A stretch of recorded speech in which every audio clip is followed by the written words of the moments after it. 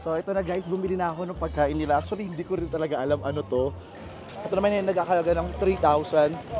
So masarap siyang panghimagas talaga, dessert. Wala ko ibang masabi, sobrang crispy kasi sa labas, sobrang sarap ng loob. Parang kasi yung nilagay.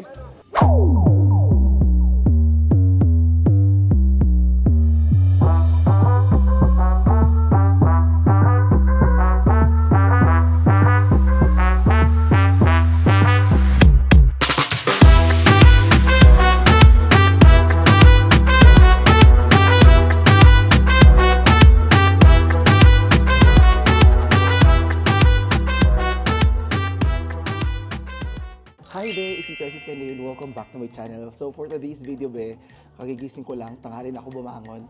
Pero today be, as promised, susubukan natin tumikim ng kanilang street foods. Ayan, kung bago kayo sa aking channel, make sure you subscribe to my channel. And syempre be, i-follow niyo rin ako sa lahat ng aking social media accounts at Francis Candy. Andito tayo kasalukuyan ngayon be, sa Bogota, ang capital ng Colombia. At andito tayo ngayon be sa may district ng La Candelaria. So okay be, tara, samahan niyo ako, tikman na natin ang kanilang mga masarap na street food. And after that, susubukan natin puntahan yung Montesera. Something na ganun. Hindi ko rin alam. Google ko lang paano pumunta din doon. So, sit back, enjoy this video. Magdala ka ng pagkain mo kasi baka magutom ka din. So kung ready ka na, ready na ako. Tara, let's go! So dadalian lang natin itong ating pagkain para meron tayong enough time. Hindi ko alam kung nabibirduhan yung mga tao na nag-vlog ako or masyado akong maganda kasi nagtitingin na sila sa akin. Ngayon medyo confident na ako mag-vlog sa labas. Nung mga nakaraaraw medyo takot pa ako pero ngayon parang carry naman na. Dito ako ba nag-i-stay be sa may Selena. Okay naman yung hostel mismo. Yung room medyo maliit kasi yung bed. Tsaka masyadong mauga. So hindi masyadong maganda yung when it comes to that. Siguro dahil nakadorm din ako. Alam mo, nakakalokan kasi ang goal ko nga mag-dorm para meron maging kaibigan. Pero end up, wala pa naman akong kaibigan. Ang pinaka-nakausap ko pa lang talaga actually dito yung mga nagtatrabaho sa loob. The rest, hindi ko sila nakakausap. At habang kagigising ko lang, lapit na tayo dito sa may parang Divisoria-ish nila, sa downtown nila. Titikim tayo ng kapagkain nila. Habang naglalakad ako, nire-review ko muna yung mga sabihin ko. Can I have one please? Puedo tener uno, por favor? This one. Proud. So, try natin. Karamihan sa nakikita ko mga street food dito is puro prutas. Tapos, kung hindi naman yung mga prutas, mga prito-prito. So, tara simulan natin. Ang dami kong chika. Ouch.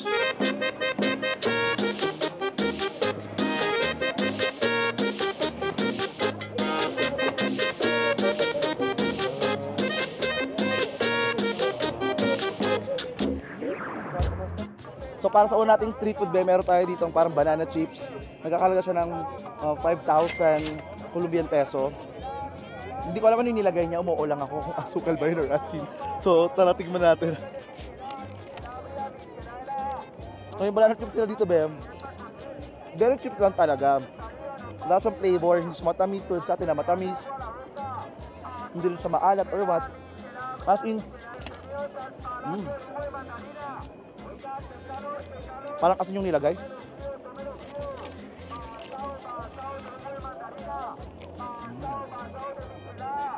Marinig nyo naman, sobrang crispy be. Ang masarap dito kasi sobrang natural lang niya. Walang halong any flavorings, walang halong chemicals, very natural. Ito yung nakaraan na nakita ko nung nagpunta ako dito, na na-curious ako sa itsura niya. Ano ba yun? Mangga ba yan? Or guava? Or ano? Pero tara, tikman natin. ¿Cuánto cuesta? 5,000 amor. Salecita y limón. This one. ¿De este? ¿Qué hace papito? Llevo 50,000 pesos.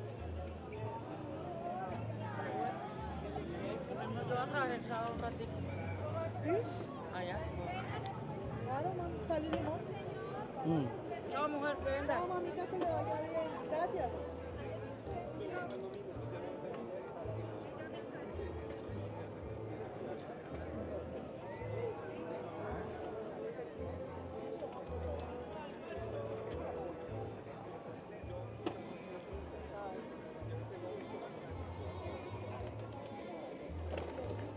Gracias.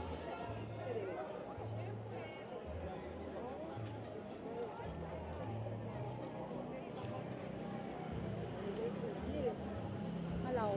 Gracias. So ito na guys, bumili na ako ng pagkain nila. Actually, hindi ko rin talaga alam ano to.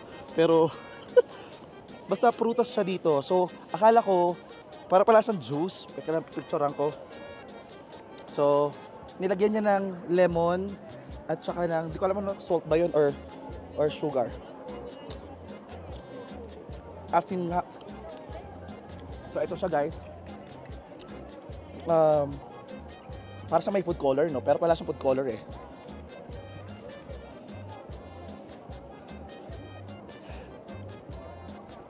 Tara. Ang sarap. Para siyang mangga pero masarap. O mangga talaga siya. Ang sarap pa. Fit matching buhok ni ate. Kung may mangga ka na, may mango juice ka pa. Sarap. So nagkakahalaga rin to ng 5,000 Colombian peso.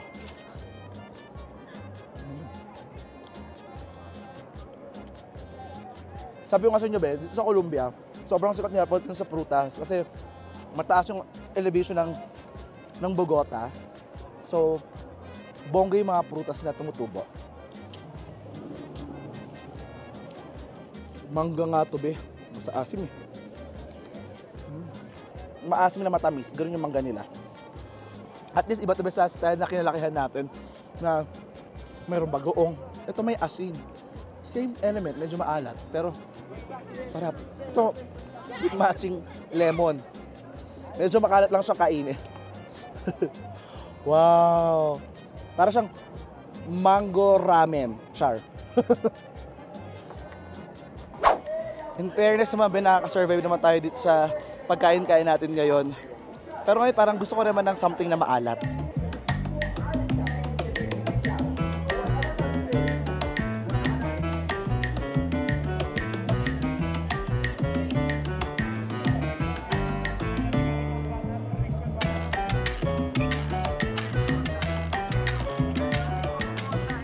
So ito ba, tikman naman natin tong kanilang parang minatamis na coconut. Bao talaga to eh, na may matamis eh. Hindi natin kung sugar lang ba siya or may ibang pampalasa. Ang sarap. Ang lambot niya lang guys, hindi siya super tigas. Siya yung may crunch, may sweet. Parang siya yung minatamis din natin. Paborito ko ito pag galing sa probinsya namin. Ang sarap. Ito naman yung nagkakalaga ng 3,000 Colombian peso. So, masarap siyang panghimagas talaga. Dessert. Sakto lang yung size niya. Hindi ka mauumay kasi matamis siya. Sakto lang. Kung mapapansin niyo ba, no, ibang-iba yung street food nila dito sa street food natin. Yung street food nila dito, prutas, mga sort of healthy pa din. Hindi mga prito-prito masyado. Mga prito lang mga churros, banana chips, potato chips.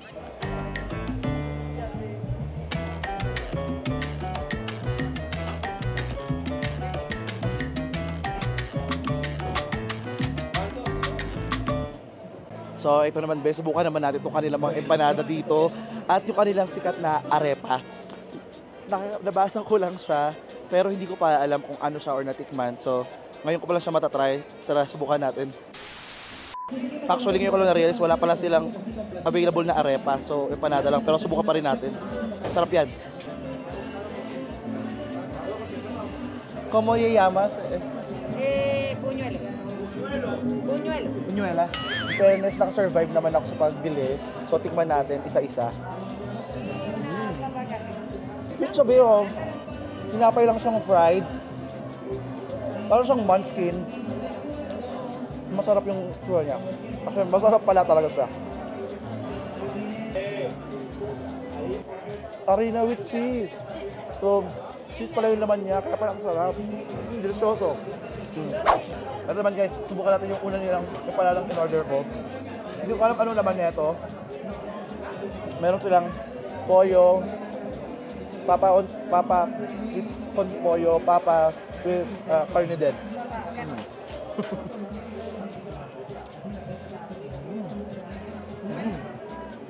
Ito, this one is with carne. Lagyan natin ng konting kapangang. Pero ito subukan nilang usapin, pero hindi ko na naiintindihan. Mas masarap with the hot sauce.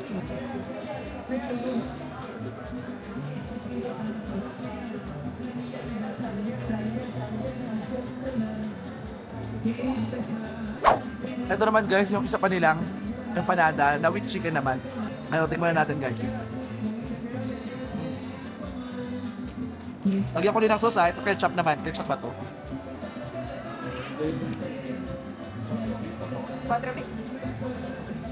Ang sarap ng chicken. Wala ako ibang masabi. Sobrang crispy kasi sa labas. Sobrang sarap ng loob.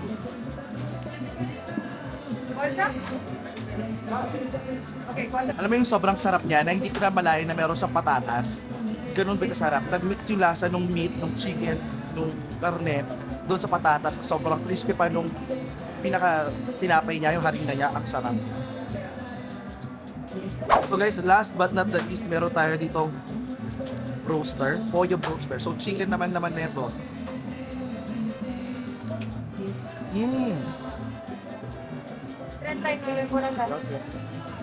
Rentayin natin. So consuming lahat pala. So go for 11,000 ah. So meron siyang itlog, meron siyang chicken. Sarap.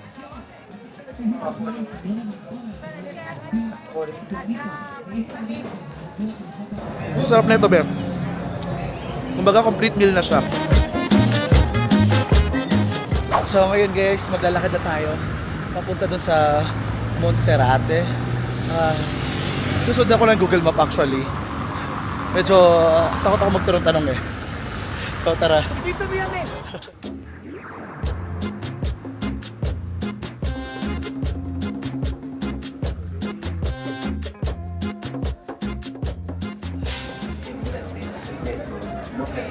So dito tayo ngayon sa may bilihan ng ticket paakyat sa Monserrate. Grabe, it was a hike going up. Kaya naman gusto ko guys. Grabe, hingal-hingal ako. So 6 AM to 10 PM siya ng Lunes hanggang Sabado. Tapos meron siyang round trip ticket na tag 29,500. May one way. Ito okay. Ito guys yung sasakyan natin.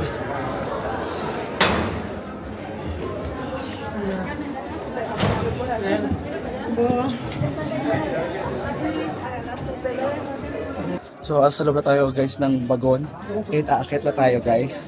Ticket itatago ko muna para hindi mawala. In fairness guys, mano-mano pala sila magsara ng pinto dito.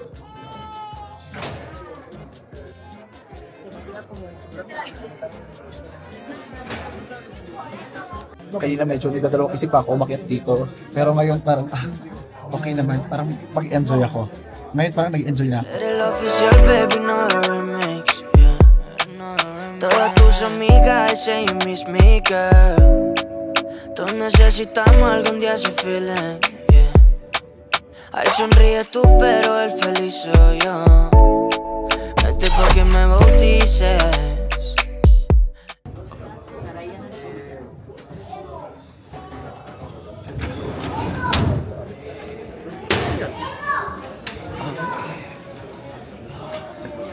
So ayun guys, nakalabas na tayo. Fairness, mas malamig dito sa taas. So dahil ito naman tayo sa simbahan, as taas pa tayo ng bundok. Lord, magdasal muna ako. Lord, sana pakinggan yung prayers ko.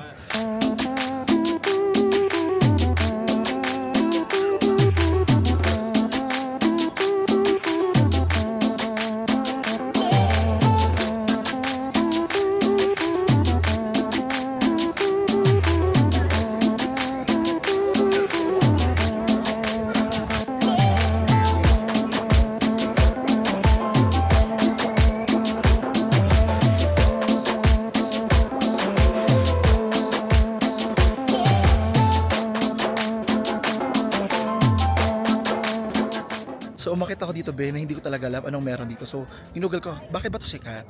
So sabi dito sa Google, at the top of this hill is the shrine of the fallen lord of Monserrate, made in 1640 by the artist Pedro de Lugo, Albarracin. For many faithful Catholics, this statue of Lord is miraculous and represents a special encounter with God. Oh my God, kinikilabutan ako. Hence why every weekend, many Colombians and foreigners make the climb up the hill. Wow. Oh my God. Ako, at least pumunta ako dito, hindi dahil for what it may bring to my life, like kung meron naman siyang milagrong idadalhin sa buhay ko. Umakit ako dito kasi gusto ko siyang makita in person. And siguro, it's a bonus kung meron mang maging gift si Lord from this experience. So, hindi lang siya simbahan yung nandito kasi nagtaka ako. Sabi ko, meron siyang market, may mga store, may mga kainan, para din siyang park. So, it's a shrine. Okay.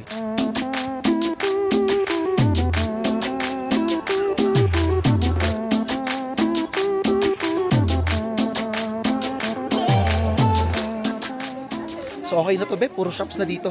Naman ako balak mag-shopping or mabili lang kahit ano.